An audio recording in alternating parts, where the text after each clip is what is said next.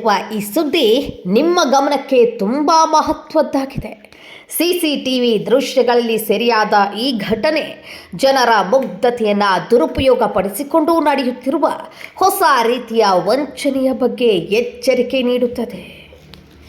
ಈ ವಿಡಿಯೋದಲ್ಲಿ ಕಾಣಿಸಿಕೊಳ್ಳುವ ವ್ಯಕ್ತಿ ಕೇರಳ ಮೂಲದವನಾಗಿದ್ದು ಪ್ರಸ್ತುತ ಬೆಂಗಳೂರಿನ ಬಿಟಿಎಂ ಲೇಔಟ್ ಪ್ರದೇಶದಲ್ಲಿ ವಾಸವಾಗಿದ್ದಾನೆ ಎನ್ನಲಾಗಿದೆ.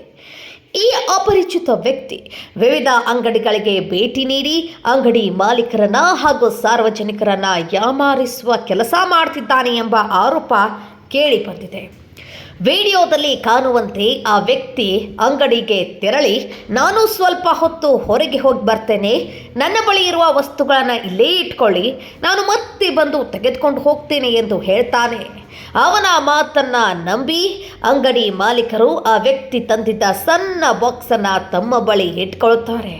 ಆ ಬಾಕ್ಸ್ನಲ್ಲಿ ಬೆಲೆ ಬಾಳುವ ವಸ್ತುಗಳು ಇರಬಹುದು ಎಂಬ ನಂಬಿಕೆಯಲ್ಲಿ ಅಂಗಡಿ ಮಾಲೀಕರು ತಮ್ಮ ಅಂಗಡಿಯಲ್ಲಿ ಇದ್ದಂತಹ ಮದ್ಯದ ಬಾಟಲನ್ನು ಆ ವ್ಯಕ್ತಿಗೆ ನೀಡಿರುವುದು ಸಿಸಿಟಿವಿ ದೃಶ್ಯಗಳಲ್ಲಿ ಸ್ಪಷ್ಟವಾಗಿ ಕಾಣಿಸುತ್ತದೆ.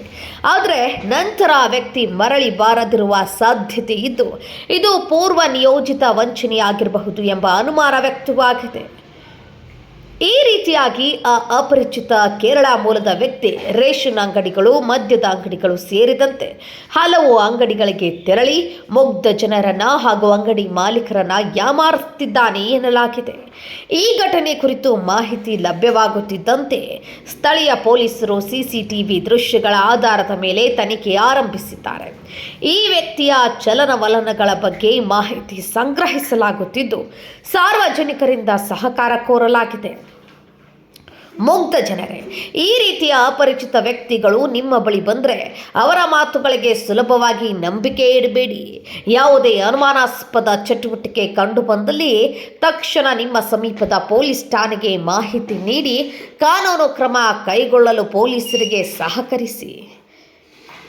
ನಿಮ್ಮ ಎಚ್ಚರಿಕೆ ನಿಮ್ಮ ಸುರಕ್ಷತೆ. ಇಂತಹ ವಂಚಕರಿಂದ ದೂರವಿರಿ, ಎಚ್ಚರಿಕೆಯಿಂದಿರಿ.